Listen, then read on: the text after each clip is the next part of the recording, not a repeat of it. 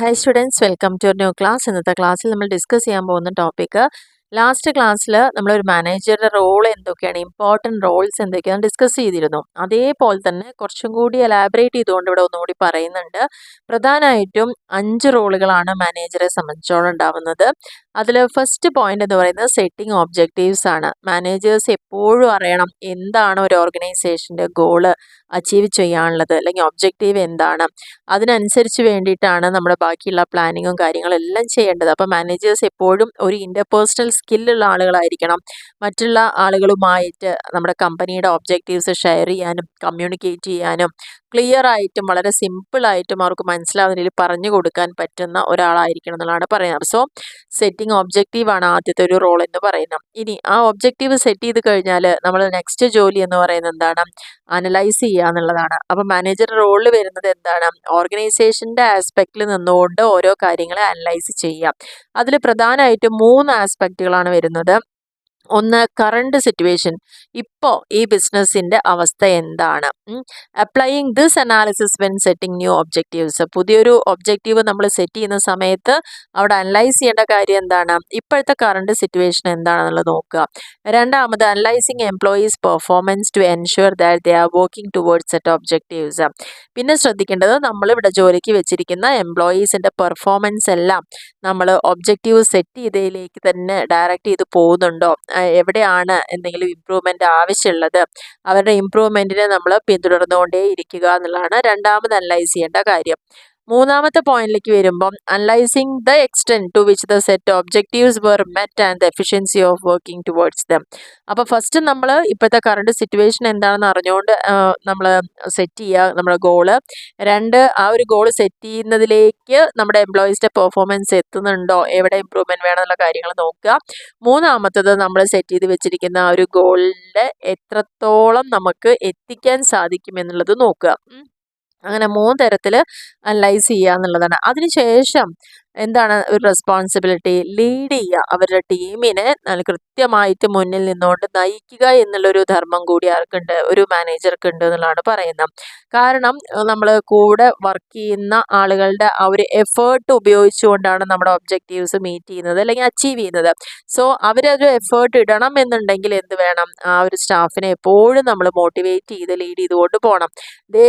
This should be done in a way that gives employees a clear direction on how they can accomplish their target successfully. എങ്ങനെയാണ് അവരുടെ ആ ഒരു target successful ആയിട്ട് accomplish ചെയ്യേണ്ടത് എന്നതിനുള്ള clear ആയിട്ടുള്ള direction നമ്മുടെ എംപ്ലോയീസിന് കൊടുത്തുകൊണ്ടിരിക്കണം എന്നുള്ളതാണ് പറയുന്നത്.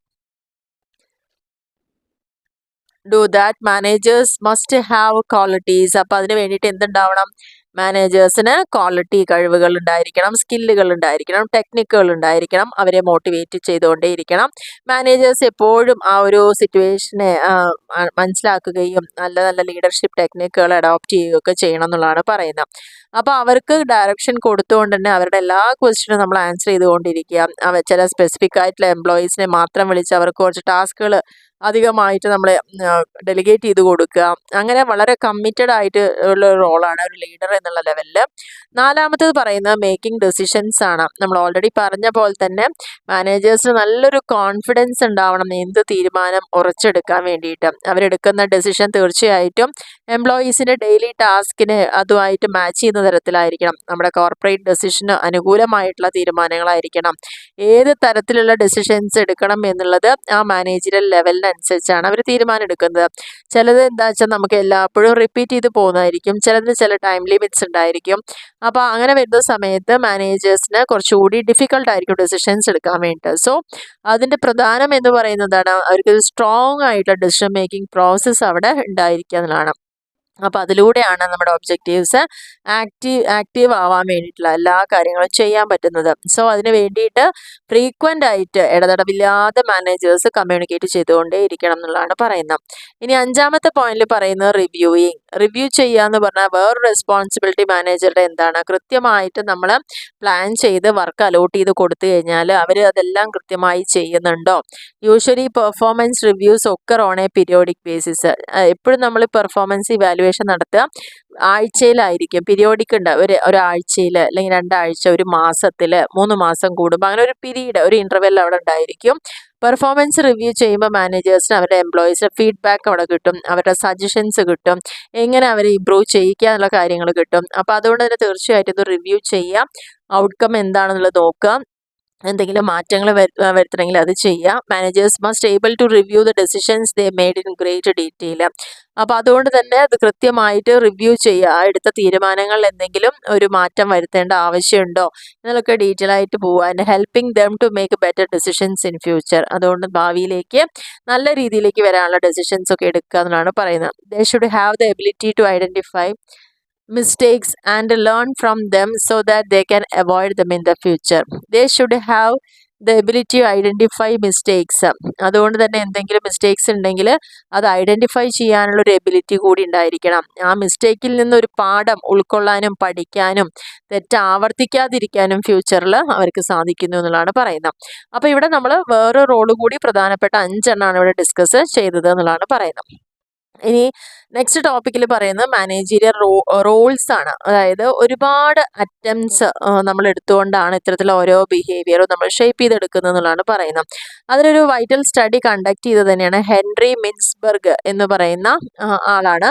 അപ്പോൾ അദ്ദേഹം ചെയ്തത്, he studied the managers role in the ഓർഗനൈസേഷനിൽ ഒരു മാനേജറുടെ റോൾ എന്താണെന്ന് വ്യക്തമായിട്ടൊന്ന് സ്റ്റഡി ചെയ്തു. അതിന് വേണ്ടിയിട്ടാണ് അദ്ദേഹം യൂസ് ചെയ്ത കൺസെപ്റ്റാണ് role, a term borrowed from the theatre എന്നാണ് ആ ഒരു ടേം കടമെടുത്തിരിക്കുന്നത്. റോൾ എന്ന് പറയുന്നത് എല്ലാ ഡ്രാമയിലും ഒരു റോളാണല്ലോ ഒരു വ്യക്തിക്ക് അസൈൻ ചെയ്ത് കൊടുക്കുക. സാധാരണ അഭിനയിക്കാൻ വരുന്ന ഒരു വ്യക്തിക്ക് ഒരു റോളാണ് അവിടെ കൊടുക്കുന്നത്. Assigned to a person relates to the behaviour that is expected to perform while playing a particular character give in the script. എന്താണോ നമ്മൾ എഴുതി തയ്യാറാക്കിയ തിരക്കഥ, അതിൽ ആ വ്യക്തിക്ക് കൊടുക്കുന്ന സ്വഭാവ സവിശേഷതകൾ എന്തൊക്കെയാണോ അതിനനുസരിച്ചുള്ള ഒരു റോളായിരിക്കും അവിടെ അഭിനയിച്ച് തീർക്കേണ്ടത്. അങ്ങനെയാണ് ഈ ഒരു വേർഡ് അദ്ദേഹം ഉൾക്കൊണ്ടത് എന്നുള്ളതാണ് പറയുന്നത്.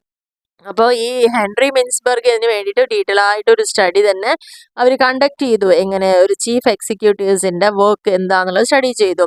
ഈ observed 5 chief executives work for 2 weeks. എങ്ങനെ ഒബ്സർവ് ചെയ്തു? 2 ആഴ്ചക്കാലം തുടർച്ചയായിട്ട് ഒരു 5 എക്സിക്യൂട്ടീവ്സിൻ്റെ വർക്കിനെയാണ് അദ്ദേഹം ഒബ്സർവ് ചെയ്തുകൊണ്ടിരുന്നത്.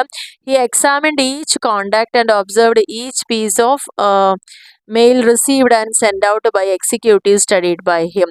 അത് ഓരോ എക്സിക്യൂട്ടീവ്സും എത്ര മെയിൽ അയക്കുന്നുണ്ട്, എത്ര മെയിൽ റിസീവ് ചെയ്യുന്നുണ്ട്, ഒബ്സർവ് ചെയ്യുന്നുണ്ട്, അങ്ങനെ അവർ ചെയ്യുന്ന എല്ലാ വർക്കുകളും എക്സാമിൻ ചെയ്തുകൊണ്ടിരുന്നു.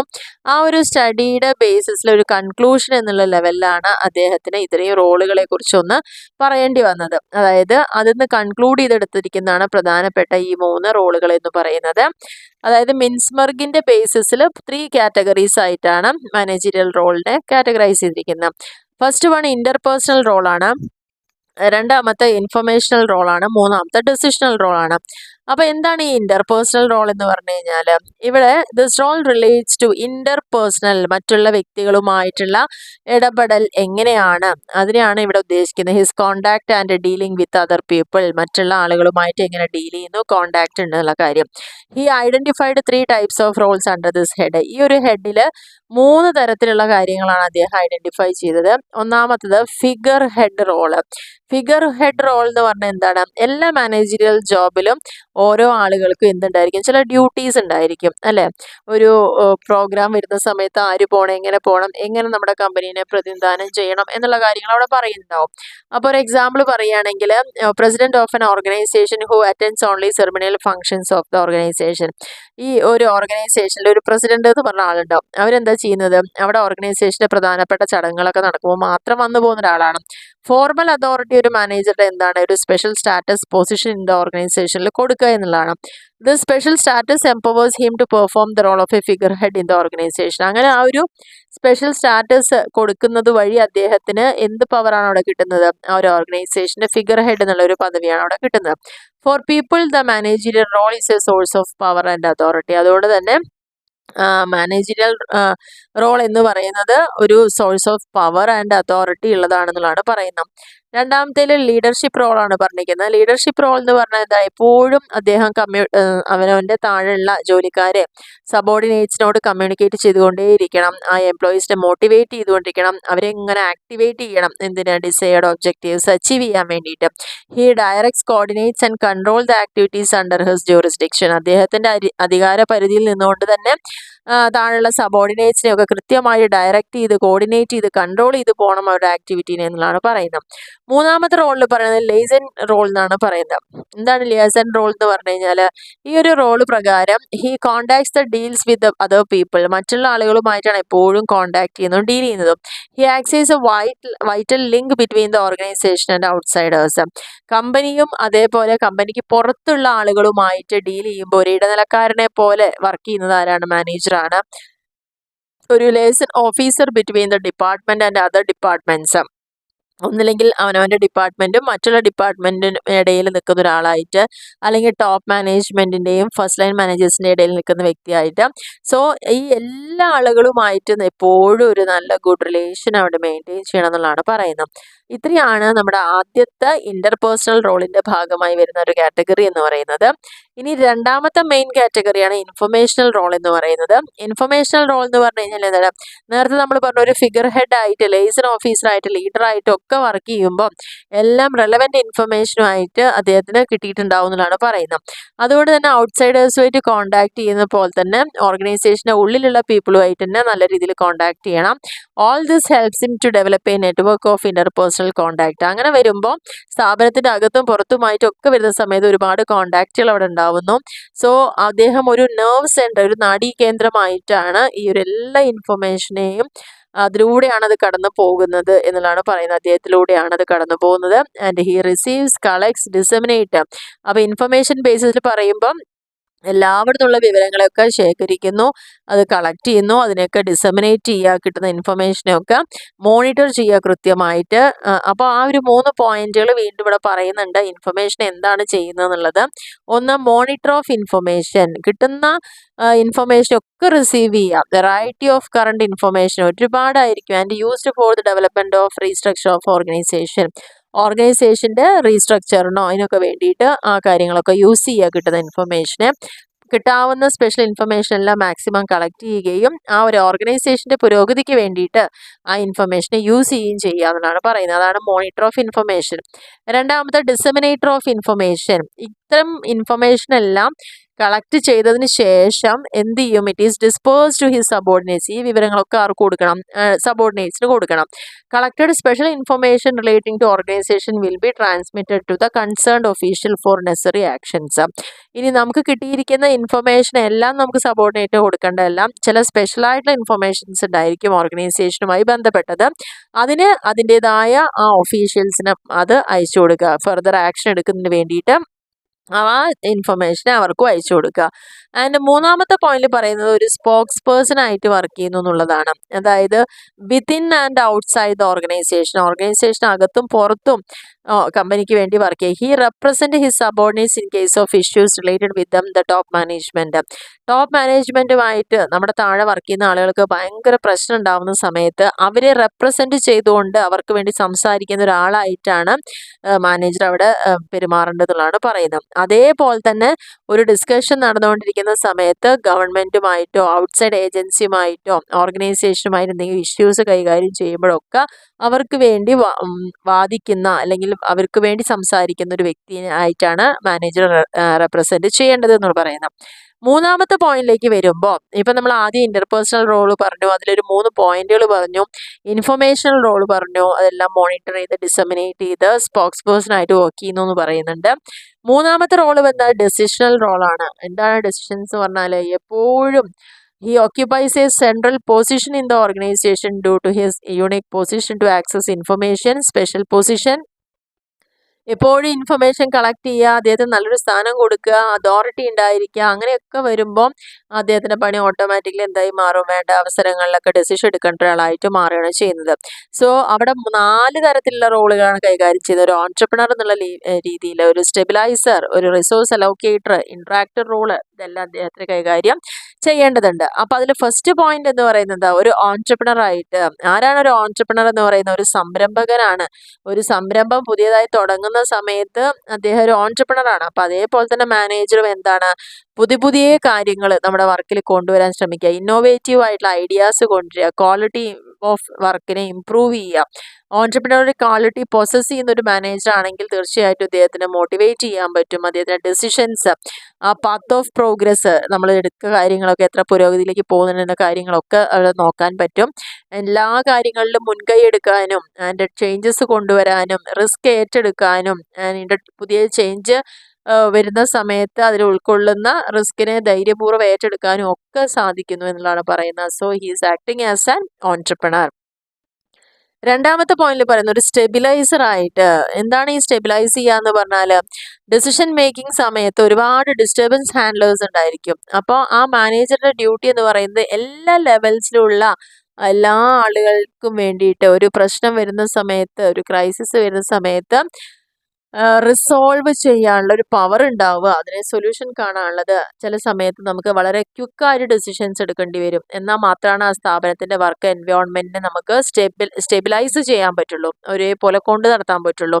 അപ്പോൾ നമ്പർ ഓഫ് ഡിസ്റ്റർബൻസസ് എപ്പോഴും ഉണ്ടായിരിക്കും വർക്ക് പ്രോസസ്സിൽ. ഒരു വർക്ക് ചെയ്യുന്നതിൻ്റെ ഭാഗമായിട്ട് എപ്പോഴും പ്രശ്നങ്ങൾ ഉണ്ടാവും. For example, frequent power failure will effect production process.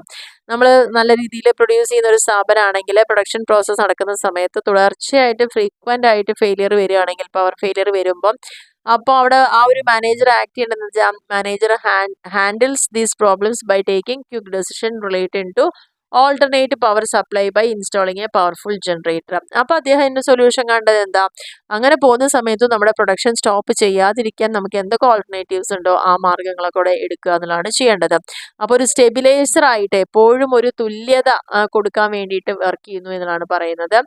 And മൂന്നാമത്തെ പോയിന്റിൽ പറയുന്നത് റിസോഴ്സ് അലോക്കേറ്റർ ആണ്. എന്താണ് റിസോഴ്സ് പറഞ്ഞാൽ? വിഭവങ്ങൾ അല്ലേ. വിഭവം എന്ന് ഉദ്ദേശിക്കുന്നത് കഴിക്കാനുള്ളത് എന്നുള്ളതല്ല, ഒരു ഫേം നടത്തിക്കൊണ്ടു പോകാൻ വേണ്ടതായിട്ടുള്ള പ്രധാനപ്പെട്ട കാര്യങ്ങൾ എന്തൊക്കെയാണോ അതിനെല്ലാം അലോക്കേറ്റ് ചെയ്യുന്നത്, ഓരോന്ന് എവിടെ എത്ര അളവിൽ വേണം എന്നൊക്കെ തീരുമാനം എടുക്കുന്നത് മാനേജറാണ്. Decides how and where his organisation will expand its efforts and resources. എങ്ങനെയാണ്, എവിടെയാണ് അവനവൻ്റെ ഓർഗനൈസേഷൻ എക്സ്പാൻഡ് ചെയ്യേണ്ടത്, അതിൻ്റെ എഫേർട്ട് എക്സ്പാൻഡ് ചെയ്യേണ്ടത്, റിസോഴ്സ് എക്സ്പാൻഡ് ചെയ്യേണ്ടത് എന്നുള്ളതാണ് പറയുന്നത്. നമ്മൾക്ക് ഏതാണോ ദൗർലഭ്യം നേരിടുന്നത് അല്ലെങ്കിൽ അത് ലഭിക്കാതെ ഇരിക്കുന്ന റിസോഴ്സുകൾ അതിനെല്ലാം അലോക്കേറ്റ് ചെയ്യുമ്പം അത് മാക്സിമം അതിൻ്റെ എല്ലാ അഡ്വാൻറ്റേജും കിട്ടുന്ന രീതിയിലായിരിക്കണം നമ്മൾ അലോക്കേറ്റ് ചെയ്യേണ്ടത് എന്നുള്ളതാണ് പറയുന്നത്. നാലാമത്തെ പോയിന്റിൽ പറയുന്ന ഒരു ഇന്ററാക്ടർ ആയിട്ട് വർക്ക് ചെയ്യുന്നു. എന്താണ് ഇന്ററാക്ടർ എന്ന് പറഞ്ഞു കഴിഞ്ഞാൽ? മറ്റുള്ള ആളുകളുമായി ഇടപെടുന്ന ആള്. He acts as a negotiators role in which he deals with these situations where he has to enter into negotiation on behalf of the organisation. ഓർഗനൈസേഷന് വേണ്ടിയിട്ട് അദ്ദേഹം മറ്റുള്ള ആളുകളുമായിട്ടോ കമ്പനികളുമായിട്ടോ വ്യാപാരങ്ങളുടെ കരാറുകൾ ഏർപ്പെടുക അല്ലെങ്കിൽ കരാറുകാരനായിട്ട് മാറുക. He interacts within the organisation related with Inter departmental transactions. ഒരു സ്ഥാപനത്തിന്റെ ഉള്ളിലുള്ള മറ്റുള്ള ഡിപ്പാർട്ട്മെന്റുമായിട്ട് നമ്മൾ ട്രാൻസാക്ഷൻ നടക്കുന്ന സമയത്ത് അദ്ദേഹം സ്ഥാപനത്തിന്റെ ഉള്ളിൽ നിന്നുകൊണ്ട് ഇന്ററാക്ട് ചെയ്യുന്നു. The managers ഇന്ററാക്ട്സ് themselves related with departmental problems. എപ്പോഴും ഡിപ്പാർട്ട്മെന്റൽ പ്രോബ്ലംസ് സോൾവ് ചെയ്യുന്നതായിട്ട് വേണ്ടി ഇന്ററാക്ട് ചെയ്യുന്നു. അതേപോലെ തന്നെ ടോപ്പ് ലെവൽ മാനേജ്മെന്റുമായിട്ട് ഇന്ററാക്ട് ചെയ്യുന്നു ആൻഡ് വർക്കേഴ്സുമായിട്ട് ഇന്ററാക്ട് ചെയ്യുന്നു. If there is A labour untrust, ജോലി ചെയ്യുന്ന തൊഴിലാളികൾക്ക് വല്ല പ്രശ്നങ്ങൾ വരുമ്പം അവരുടെ ഇടയിൽ നിന്നുകൊണ്ട് സംസാരിക്കുന്നു എന്നുള്ളതാണ് പറയുന്നത്. അപ്പോൾ ഇതൊക്കെയാണ് പ്രധാനമായിട്ടും മിൻസ്ബർഗിന്റെ ബേസിസിലുള്ള മാനേജറിയൽ റോൾ എന്ന് പറയുന്നത്. മിൻസ്ബർഗിന്റെ ബേസിസിൽ പ്രധാന 3 റോളുകളുണ്ട്. ആ 3ന്റെയും സബ് പോയിന്റ്സുകൾ ഇവിടെ നമ്മൾ എക്സ്പ്ലെയിൻ ചെയ്തിട്ടുണ്ട്. 3നും സബ് പോയിന്റ്സ് പറയുന്നുണ്ട്. ഒന്ന്, ഇന്റർപേഴ്സണൽ റോളിലേക്ക് വരുമ്പോൾ ഒരു ഫിഗർ ഹെഡ് ആയിട്ടും അതേപോലെ ലീഡർഷിപ്പ് റോളും ലൈസൺ റോളും ഒക്കെ കൈകാര്യം ചെയ്യുന്നു. ഇൻഫർമേഷണൽ റോളിലേക്ക് വരുമ്പോൾ മോണിറ്റർ ചെയ്യുക, ഇൻഫർമേഷനെ ഡിസമിനേറ്റ് ചെയ്യുക, സ്പോക്സ് പേഴ്സണായി മാറുക. ഡെസിഷൻ എടുക്കുന്ന സമയത്ത് ഒരു ഓൺട്രപ്രണർ ആയിട്ടും സ്റ്റെബിലൈസർ ആയിട്ടും റിസോഴ്സ് അലോക്കേറ്റർ ആയിട്ടും ഒരു ഇൻട്രാക്ടർ ആയിട്ടും ഒക്കെ വർക്ക് ചെയ്യുന്നു എന്നുള്ളതാണ് പ്രധാനമായിട്ടും മിൻസ്ബർഗ് വാച്ച് ചെയ്ത സമയത്ത് ഒബ്സർവ് ചെയ്ത സമയത്ത് അദ്ദേഹം കൺക്ലൂഡ് ചെയ്തത് ഈ ഒരു രീതിയിലാണ് അതിനെ പറഞ്ഞതെന്നുള്ളതാണ് പറയുന്നത്. അപ്പം നമ്മുടെ ഈ ഒരു കുഞ്ഞ് ടോപ്പിക്കിൽ നമ്മൾ ഡിസ്കസ് ചെയ്തിരിക്കുന്നത് എന്ത് മാത്രമേ ഉള്ളൂ, മാനേജറുടെ റോളിനെ നമ്മൾ നന്നായിട്ടൊന്ന് എക്സ്പ്ലെയിൻ ചെയ്തു അല്ലെങ്കിൽ ഡിസ്ക്രൈബ് ചെയ്തു എന്ന് വേണം പറയാൻ വേണ്ടിയിട്ട്. കാരണം ഇന്ന് നമ്മൾ പഠിച്ചത് ഒരു 5 പോയിന്റ് പ്രധാനപ്പെട്ട ഒരു സ്റ്റെപ്പ് ബൈ സ്റ്റെപ്പായിട്ട് റോള് പറഞ്ഞു. കൂടാതെ മിൻസ്ബർഗിൻ്റെ ബേസിസിൽ ഒബ്സർവിൻ്റെ ബേസിസിൽ മാനേജർ റോളുകളും കൂടി നമ്മൾ ഇവിടെ എക്സ്പ്ലെയിൻ ചെയ്തു എന്നുള്ളതാണ് പറയുന്നത്. അപ്പോൾ ഇന്നത്തെ ഈ ഒരു ക്ലാസ് എല്ലാവർക്കും വളരെ ക്ലിയർ ആയി മനസ്സിലായിട്ടുണ്ടാവുമെന്ന് വിചാരിക്കുന്നു. അപ്പോൾ നിങ്ങൾക്ക് ഈ ക്ലാസ് ഉപകാരപ്പെടുകയാണെങ്കിൽ തീർച്ചയായും നിങ്ങളുടെ ഫ്രണ്ട്സിലേക്കൊക്കെ ഒന്ന് ഷെയർ ചെയ്ത് കൊടുക്കുക. അതേപോലെ തന്നെ ലൈക്ക് ചെയ്യാനും ഷെയർ ചെയ്യാനും കമൻറ്റ് ചെയ്യാനും ഒന്നും മറക്കരുത്. സബ്സ്ക്രൈബ് ചെയ്യാത്ത ആൾക്കാരിന് തീർച്ചയായിട്ടും ഒന്ന് സബ്സ്ക്രൈബ് ചെയ്യുക ആൻഡ് സപ്പോർട്ട് ചെയ്യുക. Okay, thank